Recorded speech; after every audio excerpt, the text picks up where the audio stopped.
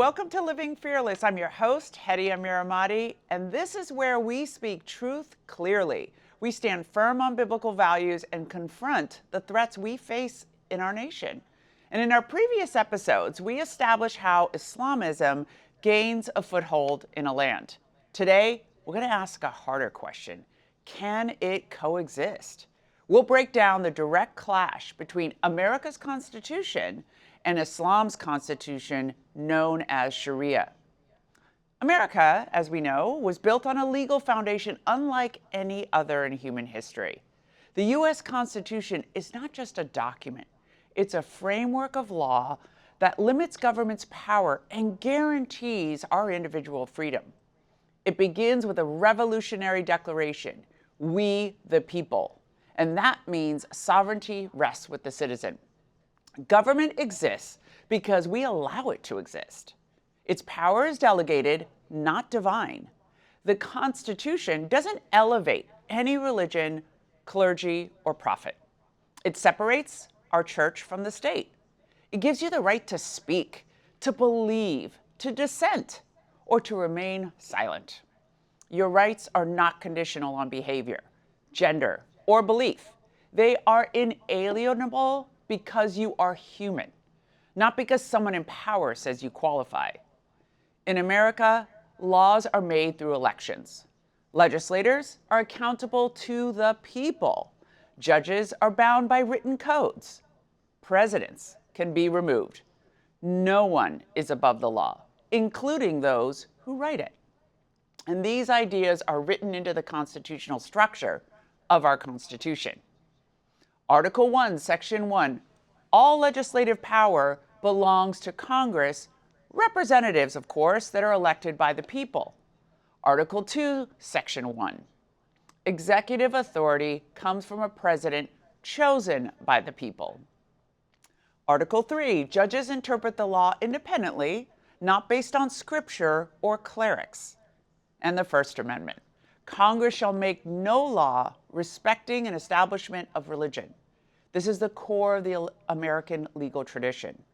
Law by consent, power by permission, rights by design. So now we're going to contrast that with Sharia. Sharia is not a personal belief system. It is a full-scale legal system that claims divine authority. It is not written by people. It is not voted on. It is not subject to amendment. Sharia begins with this premise: only Allah makes laws. Humans may interpret it, but they definitely don't change it. For example, Quran 5:44, whoever does not judge by what Allah has revealed, then it is those who are disbelievers. Quran 12:40, the command is for none but Allah. So under Sharia, sovereignty does not belong to the people. It belongs to Allah. And judges are not neutral interpreters. They are religious enforcers. The role of government is not to protect freedom. It is to uphold divine commands. And that command governs everything. Sayyid Qutb, one of the most influential Islamic political ideologues of the 20th century, wrote, "Sovereignty belongs to God alone. Man has no right to legislate for himself." See that difference? And in Reliance on the Traveler, the authoritative manual of Islamic law approved by Azhar University of Egypt, we read, the Caliph is obligated to rule in accordance with the rulings of sacred law, not personal opinion. There is no legislative branch in Sharia. There are no civil courts of appeals. The law is fixed. The citizen is subject. And the concept of consent does not apply. Sharia is a legal regime that reaches into every facet of law, from criminal punishment, contracts, family structure, banking systems, speech, education, gender roles, and international relations. It grants privileges based on submission to its rule. It doesn't tolerate alternatives, and it does not offer a parallel legal system. It operates with the intent to govern. So these two systems are not different expressions of the same values. They are exact opposites. One begins with liberty, the other begins with obedience. One limits power, the other enforces it. And this is not disagreement over culture or tradition, it is a clash of East versus West. Stay with me, we'll be right back. Welcome back. So let's start with something very simple, yet deeply misunderstood. In the United States, religious freedom is not symbolic, it is constitutional. The First Amendment clearly states, Congress shall make no law respecting an establishment of religion or prohibiting the free exercise thereof. That means in America, you can believe, you can convert, you can preach, you can criticize, or you can reject religion altogether. And you will not lose your life, your property, or your legal status for doing so. Every day in this country, we see churches, mosques, synagogues, temples, and atheists operating openly. Religious practice extends from private homes to public office, even in the White House. The Constitution protects the individual conscience above the state. And at the federal level, multiple faith traditions are publicly acknowledged. The White House has hosted Iftar Ramadan. They have hosted Hanukkah menorah lighting. It celebrates Christmas openly. Presidents attend church services or synagogue events and interfaith gatherings. Here's what that looks like.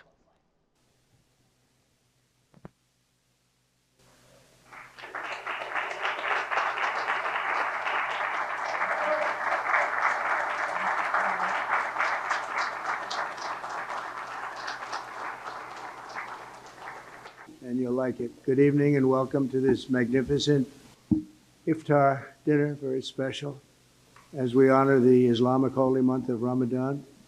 Let me begin by saying to our Muslim friends, of which I have many tonight, and I think we have many all over the world based on the results in Michigan, other places. But I just want to say hello to all of the people that supported us so strongly. Ramadan Mubarak. I want to say how much Michelle and I appreciate the opportunities to have celebrated so many Hanukkahs with you in the White House. Baruch atah Hashem, Elokeinu melech haolam. Tonight, to help light this beautiful tree, Mickey, will you start the countdown? All right, y'all, let's count down together, people. 5, 4, 3, 2, 1. Whoa! Merry Christmas! So now let's place that next to Sharia. Under Sharia, religion is not merely belief, it is a legal identity. The Quran makes this distinction very clear. Surah 385 states, "And whoever desires other than Islam as a religion, never will it be accepted by him, and he, in the hereafter, will be among the losers." The Prophet of Islam is recorded in Sahih Bukhari as saying, "Whoever changes his religion, kill him." Under classical Sharia jurisprudence, apostasy is not a private spiritual decision. It is a capital offense. In America, Muslims build mosques openly. They broadcast sermons. They hand out Qurans.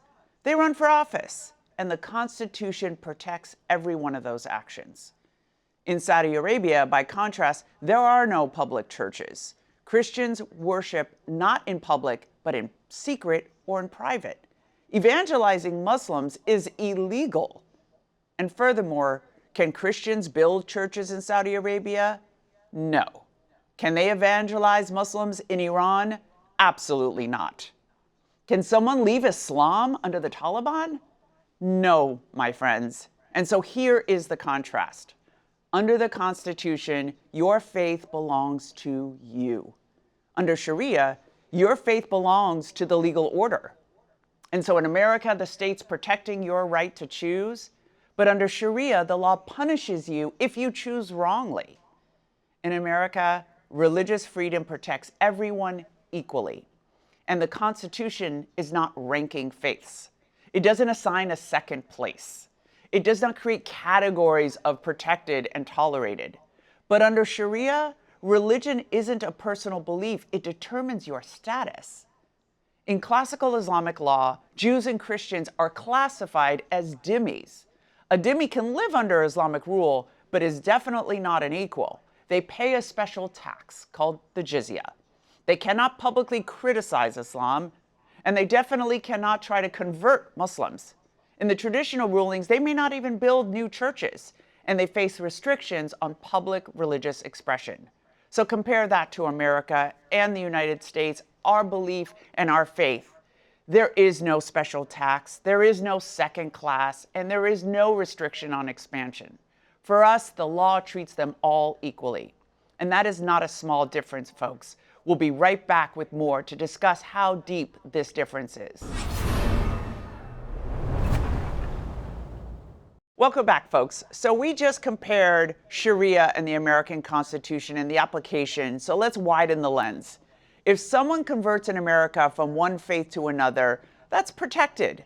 The government doesn't intervene to stop them. It intervenes on behalf if they're threatened.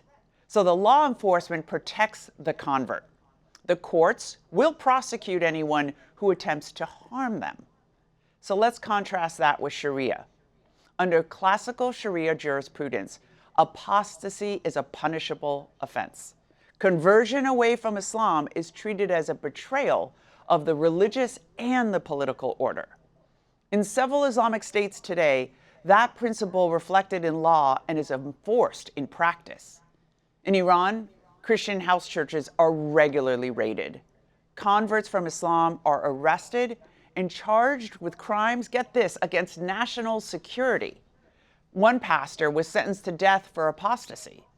International pressure delayed that execution, but he was repeatedly imprisoned. Let's take a look at that. A home video of Yusuf Nadakani speaking before a gathered assembly. Yusuf is a Christian pastor in Iran, but faces possible execution for his religious faith. Reports earlier suggested there was a strong chance he would be freed. But according to the organisation Christian Solidarity Worldwide, he still faces the wrath of his accusers and could be condemned sometime in the next week. Iran's authorities have charged him with apostasy or a renunciation of Islamic faith. All because, as a man of conscience, he's refused to denounce his... This brings us to another key difference, my friends. In the United States, you are legally allowed to criticize any religion. You can question Christianity, you can criticize Judaism, you can mock Islam, and the government's not going to jail you for it. But under Sharia, insulting Islam or the Prophet can carry very severe punishment, not only by the government, but by its citizens. In Indonesia, the former governor of Jakarta was sentenced to 2 years in prison after being accused of insulting the Quran during a campaign speech. Massive protests filled the streets, demanding his imprisonment. Let's watch. A panel of 5 judges decided Ahok did insult the Quran when he questioned the use of a verse dealing with non-Muslim leaders. The defendant has been proven guilty of blasphemy. The court decision is therefore to sentence him to 2 years in prison. Conservative groups like the Islamic Defenders Front, who have protested for months, demanding for the governor to be jailed. It's really unbelievable for us as Americans that this is happening. And in Pakistan, blasphemy accusations have led not only to trials, but to mob violence. Dozens of people have been killed before their cases ever reached a courtroom. Asha Bibi, a Christian farm worker, it was a very famous case, was accused of blasphemy after a dispute with her Muslim co-workers. She was sentenced to death under Pakistan's blasphemy laws and spent nearly a decade on death row. Let's take a listen to that story. अब हमारे चूंकि माहौल मुआशरे में ऐसे है कि लोग क्रिश्चियन का जो इस्तेमाल हुआ बर्तन है ना वो इस्तेमाल नहीं करते वो इसलिए कि वो मुसलमान नहीं होते हैं वो काफिर हैं कहते हैं कि वो नापाक उनको समझा जाता है तो ये माइंड आपसा उसको हुआ बजाय इसके कि उनको मारती उनको जख्मी करती उनको गालियां देती वो उन औरतों को छोड़कर बराह रास्त हुजूर के खिलाफ गुफ्तगू शुरू कर दी और गुफ्तगू भी वो इतनी गलीज उसने की है कि ना वो ज़बान से कही जा सकती है ना कलम से लिखी जा सकती सिर्फ सर पानी का झगड़ा था। बच्चियों ने मुझे कहा कि आप आंटी पानी ले आएँ और मैंने कहा ठीक है मैं ला देती हूँ। उसके बावजूद उन्होंने कहा कि आप रहने दें, मैं ले आती हूँ। वो लाई है पानी, उन्होंने मुझे पानी दिया है और मैंने पानी पिया है। उसके बाद कहने लगी कि आंटी आप मुसलमान हो जाए। मैंने कहा क्यों, आप ऐसी बातें ना किया करो, आप जब भी बोलते हो यही बात कहते हो। ठीक है, हम अपने मज़हब में, आप अपने मज़हब में, हम सब तो एक ही हैं ना। तो हम गांव में इन्होंने खुद से ही यानी कि आपस में मिल मिला कर और मुझ पर ये झूठा पर्चा करवाया है। जिस वक्त मुझे थाने लाए थे उस वक्त इन्होंने गलत किया था मेरे साथ और मुझे 3-4 चपेड़ें भी लगाई थी। और जब गांव में मुझे लेके आए फालसा से तो उस वक्त भी इन्होंने मेरे गले में पटा डालने की कोशिश की थी ताकि हम इसको। Now, in her case, even after the Supreme Court overturned her conviction, nationwide riots erupted. The judges who acquitted her were threatened. Her own lawyer had to flee the country. A provincial governor who defended her, Salman Taseer, was assassinated by his own bodyguard for opposing the blasphemy law. Human rights groups report hundreds of charges under the blasphemy statutes. Some never make it to trial because mobs intervene first. And this is not a breakdown of law. This is the law actually being applied. Even in Afghanistan under Taliban rule, conversion away from punishment is punishable by death. And judges apply the interpretation of Sharia directly. Public executions have been carried out. But now let's talk about freedom of speech and freedom of religion together, because this is where the legal divide becomes unmistakable. In the United States, the First Amendment protects both the free exercise of religion and freedom of speech. That means you can draw cartoons of religious figures. You can publish critique of scripture. You can argue that religions are absolutely false, or you can reject religion entirely. The government can't put you in jail for that. And this protection is neutral. It doesn't defend Christianity, Islam, Judaism, or atheism. It defends the speaker. And so now here is where the uncomfortable reality enters the conversation. Even in free societies, people have faced violent retaliation for speech deemed offensive to Islam. Not because the Constitution allows it, but because religious doctrine can operate socially even if it's not codified legally. In 2015, the satirical magazine Charlie Hebdo in Paris was attacked after publishing cartoons of Muhammad. 12 people were murdered in that incident. In 2020, France teacher Salman Paty was beheaded after showing those same cartoons in a classroom in a discussion on free speech. Listen to this. Now, a juvenile court in France is beginning the trial of 6 minors today for their alleged connections to the murder of a French teacher 3 years ago. Samuel Paty taught history and geography at a school in a Parisian suburb. He'd used the controversial cartoons depicting the Prophet Muhammad, which appeared in the Charlie Hebdo magazine, to discuss free speech laws in France with his students.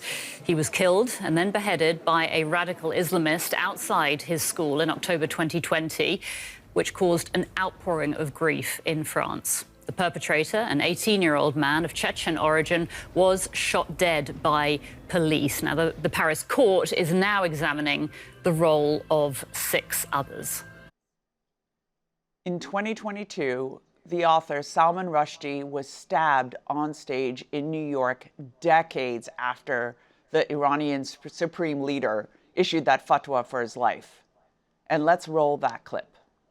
Oh my God!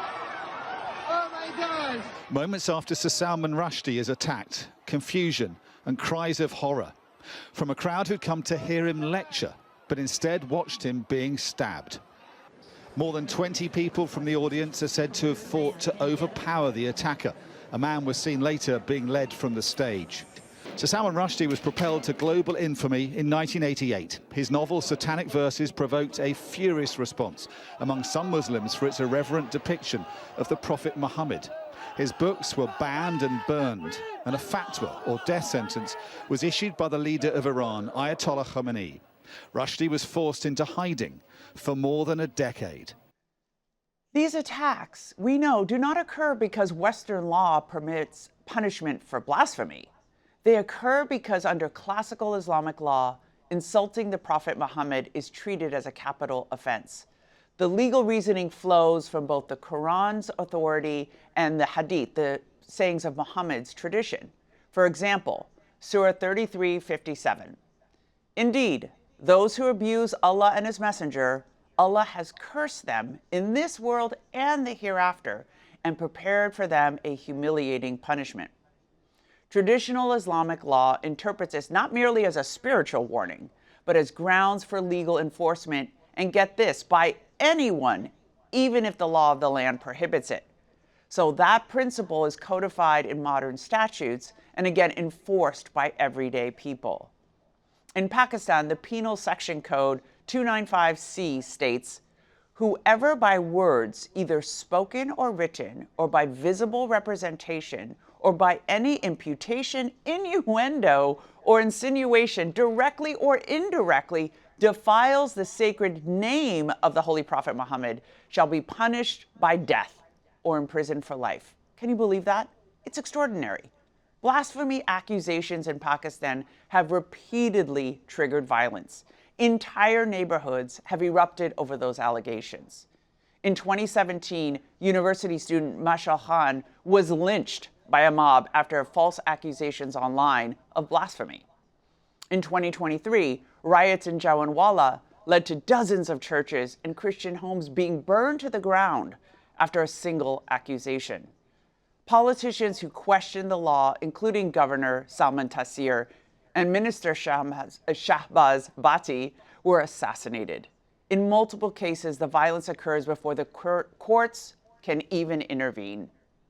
In Iran, the Islamic Penal Code includes charges of Sabi al-Nabi, which is blasphemy against the Prophet, and it is like a death penalty under the articles of the Penal Code, just like we saw in Pakistan.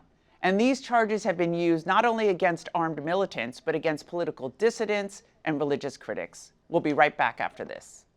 Welcome back. So now we're going to shift from religious freedom to something even more personal: women. Under the United States Constitution, a woman's legal rights stem from her own identity. She does not need a man's permission to work, or to marry, or to travel, even open a bank account, or file a lawsuit and report a claim.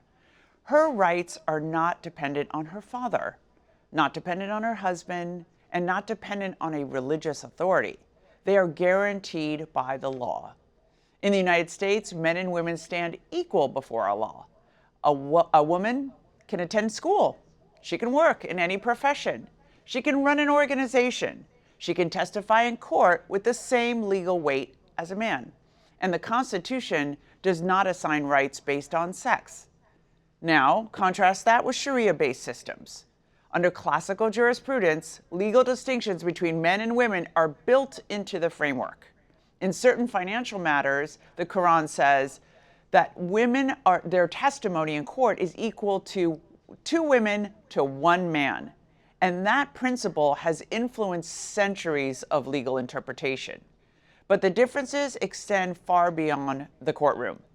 In Afghanistan, under the Taliban, girls are barred from education beyond the 6th grade. Let's listen to this clip. Afghanistan's girls are distressed. Many are in tears. A last-minute turnaround by the Taliban on allowing girls to attend secondary school has left many wondering about their place in Taliban-ruled Afghanistan. Dreams for the future crushed once again. The Taliban's sudden reversal means girls above the 6th grade can't go to school until further notice. Can you imagine a daughter not being able to go to high school? And that's not all. Women are banned from almost every job. Public dress is regulated. You can't even legally leave your home without a male guardian or be punished severely. And these are not just cultural leftovers. They are an enforced policy by the officials. In Iran, women are arrested for removing their hijab or even just a little bit of hair showing in public. And this isn't social pressure, it's codified law. Article 638 of Iran's Islamic Penal Code criminalizes appearing in public without proper Islamic hijab. Proper means you can't even show the top of your head. And the penalty includes imprisonment, fines, or flogging, physical beating. Enforcement is carried out by the morality police and security forces. In September 22, you may remember the case of Mahsa Amini, who was detained by Iran's morality police for what authorities described as improper hijab. She died in custody days later, and her death sparked a nationwide protest. What followed was not a minor disturbance. Demonstrations spread across cities and universities. Women publicly were burning their headscarves. Security forces responded with mass arrests, beating, and live ammunition. Hundreds were killed, thousands were detained. Let's watch this clip. Taking off their head coverings and waving them in the air, this is defiance in Iran. And women are leading the charge. Some are even burning their hijabs, their mandatory head coverings, in protest. Sparked by the death of 22-year-old Mahsa Amini, police allege she suffered a heart attack after being arrested for wearing an improper hijab. They released this security footage showing her collapse. CBS News cannot verify its authenticity, but critics believe she was beaten, saying her body was bruised and bleeding. And again, let's compare that to the United States. American women have an entire legal framework dedicated to their protection. There's also advocacy organizations, national ones, dedicated to women's equality, fairness in the workplace, protection from abuse, and reproductive rights.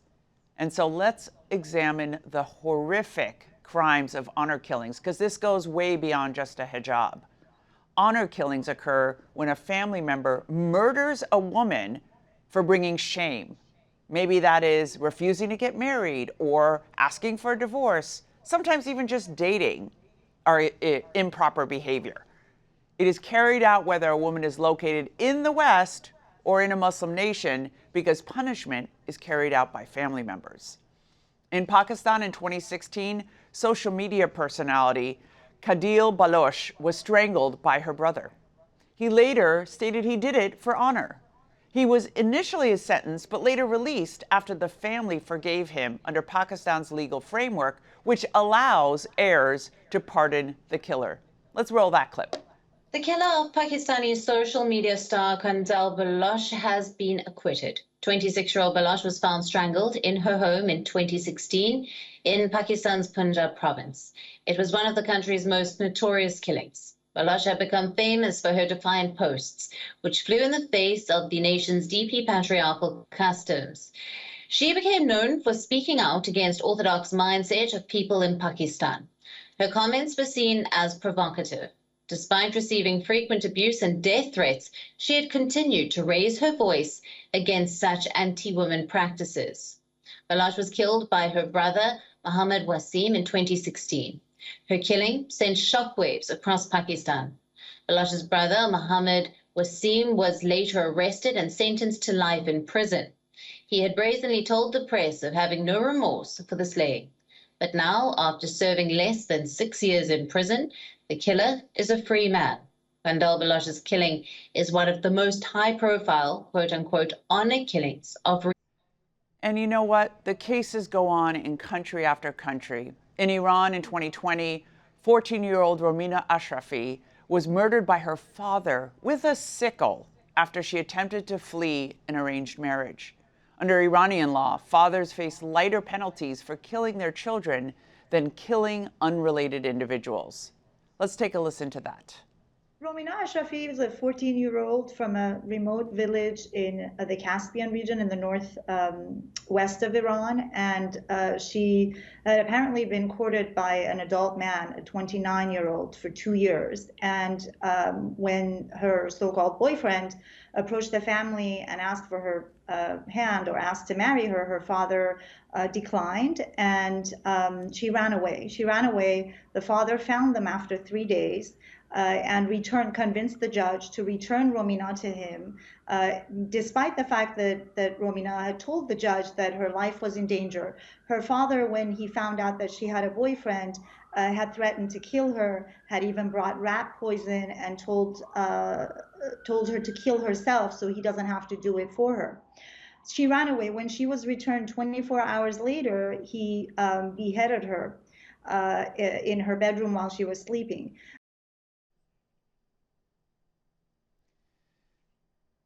In the United Kingdom in 2006, Banaz Mahmoud was murdered by her family in the United Kingdom for leaving an abusive arranged marriage.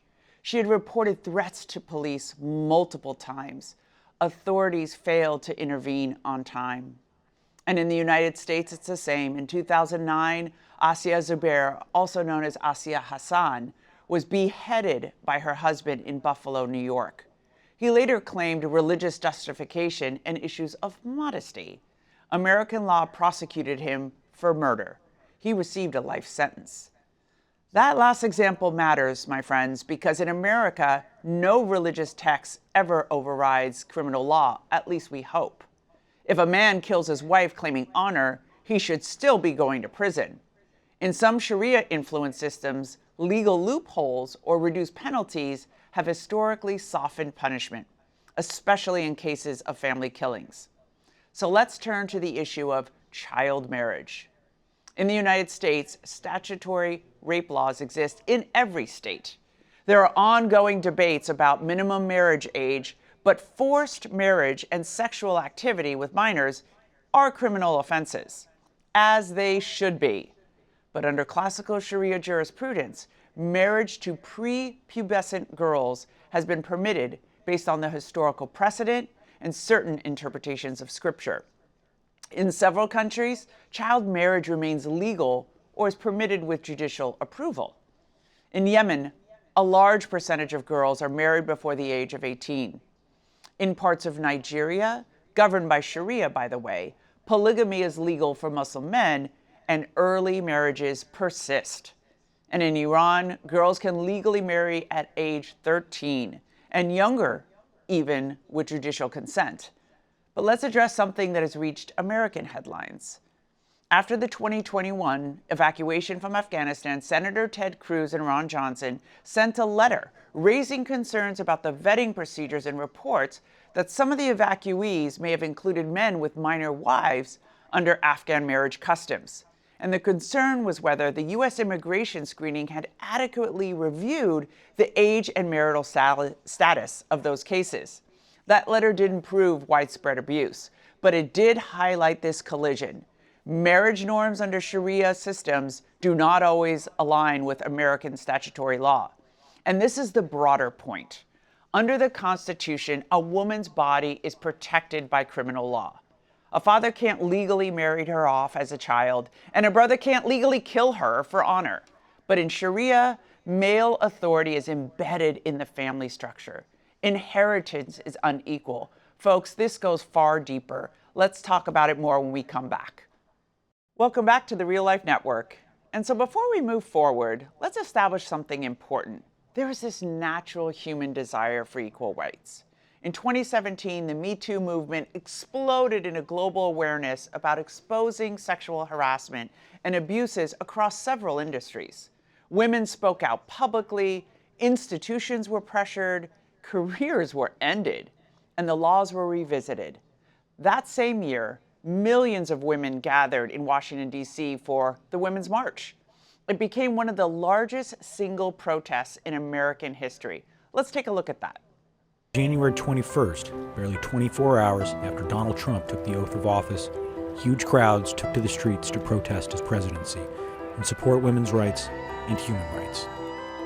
The protests were massive, and they took place not just across the United States, but in more than 600 locations all over the world. In Australia, in Georgia, in Vancouver, Canada, in the Czech Republic, in Germany, and in London, England.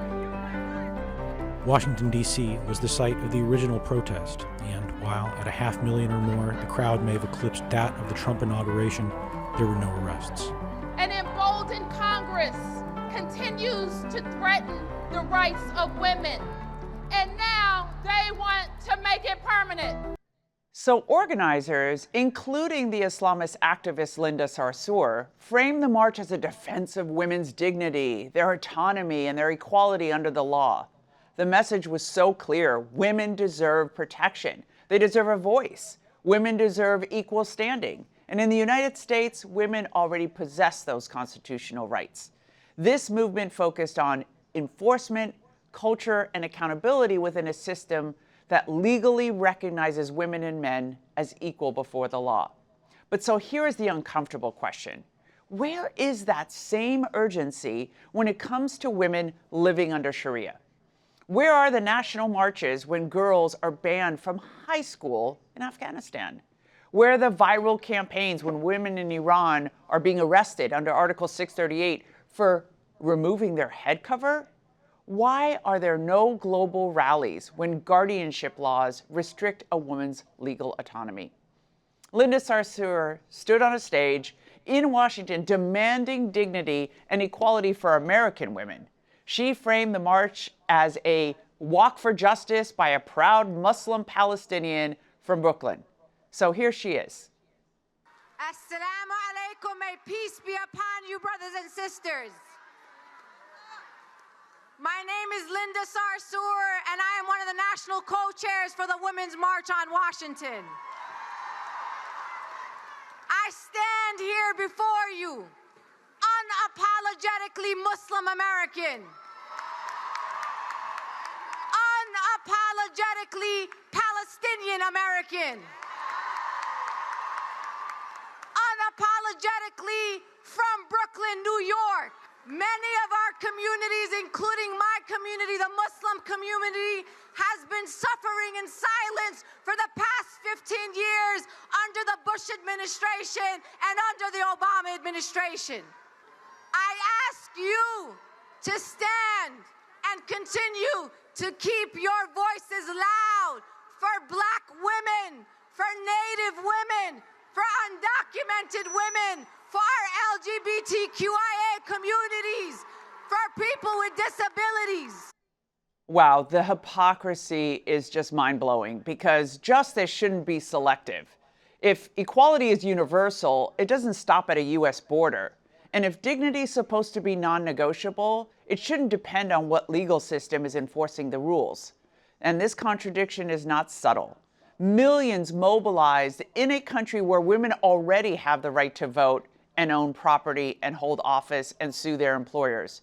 Meanwhile, these women in Sharia-enforced systems face imprisonment for taking off their head cover, and they can't go to school, and they face very harsh, unequal protection under the law, but nobody is rioting on their behalf. The silence in face of that disparity is not neutrality. It is selective advocacy, and that matters. Because when the loudest voices for women's rights refuse to confront the legal structures that codify inequality elsewhere, especially when you're an advocate for Muslim rights, then that is a principle that just cannot be tolerated. That inequality is intolerable. And you know what? We're not talking just about women's rights. We're talking about an ideology. If advocacy is truly about universal rights, then it must be willing to examine every system honestly, including the religious ones. Otherwise, equality is just selective, and selective equality is really no equality at all. Up next, freedom requires courage and faith, my friends. And how are we going to respond? We're going to talk about that in detail, so stay with us. We'll be right back. Welcome back to the Real Life Network. So we've walked through the contrasts, whether it's religious freedom, equality under the law, women's rights, and free speech. Two systems, two very different foundations. The United States Constitution is built on the belief that rights come from God, not from government, not from religious authorities, and not from men. The role of the state is to protect those rights, not to define them. Sharia law, on the other hand, begins with a very different starting point. Rights are defined within religious law. Authority flows through that doctrine. And hierarchy is built into the structure. These are not a cultural misunderstanding. They are legal realities. Okay, so what do we do with that? First, we really need to understand and learn the difference between the two systems. Understanding the contrast between constitutional law and religious law is not hateful and it's not bigotry. It is being responsible. It allows us to recognize where do our values align and where do they not. And second, we want to protect the constitutional boundaries. That means defending equal protection under the law. It means ensuring that there are no parallel legal systems that are overriding our civil courts. And believe me, that is actually happening today. But we have to refuse the excuse of abuse, child marriage, coercion under the label of religion. Oh, that's just their belief. No, we have one system of law. And third, we stand with the women and men inside Sharia-based systems who are fighting for freedom. There are Iranian women risking prison to remove their hijab. There are Afghan girls secretly studying textbooks at home. There are activists in Pakistan challenging the honor killings. They don't need silence from the West. They need our moral clarity.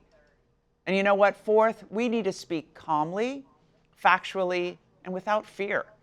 In America, we are so blessed with the freedom to debate these issues openly. And that freedom should not be surrendered out of confusion or intimidation. And so let's bring this to faith. Scripture tells us, Galatians 5:1, it is for freedom that Christ has set us free. So stand firm then, and do not let yourselves be burdened again by a yoke of slavery. And so freedom is not just political, it is spiritual. 2 Corinthians 3:17, where the Spirit of the Lord is, there is freedom. Biblical faith does not compel through force. It invites, it persuades, it respects individual conscience. And that is a profound difference. Jesus never coerced belief. He called people to follow him freely. He honored women publicly. He spoke to them. He defended them. And he entrusted them with truth in a culture that often did not. In Christ, identity is not conditional on male authority. It is rooted in God's image. Genesis 1:27 tells us that God created mankind in his image, male and female, both bearing that image equally. You know what? And that foundation matters. If we believe that every human being bears the image of God, then legal systems that diminish men or women or punish conscience must be examined honestly. Living fearless does not mean we live angry. It means living clear. It means living free of fear. It means loving truth enough to speak it. And it means defending freedom enough to protect it. It also means we pray for those who suffer under systems that deny equality. And it means refusing to stay silent when foundational freedoms are at stake. So if you're watching this today and you feel like overwhelmed, start with prayer. Ask God for wisdom. Ask for discernment. Ask him for the courage and see what gifts did he give you specifically to stand and to be courageous and to get involved. And then educate yourself. Have conversations in your community. See what everybody else is doing to stand up for biblical values. Support the organizations that defend the constitutional rights of this great nation and protect vulnerable women and children. And if you are personally navigating these issues, whether it's in your family, your community, or in your faith, don't stay silent. You can always reach me directly at resurrectministry.com or on Instagram at Hedieh Mirahmadi. Honestly, I review your messages, I pray over them, and offer guidance rooted in clarity and truth. It's very important to me that you get your issues addressed and that we do whatever we can to fight for the values of this country. Thank you so much for joining me. I'm Hedieh Mirahmadi. This is Living Fearless. See you again soon.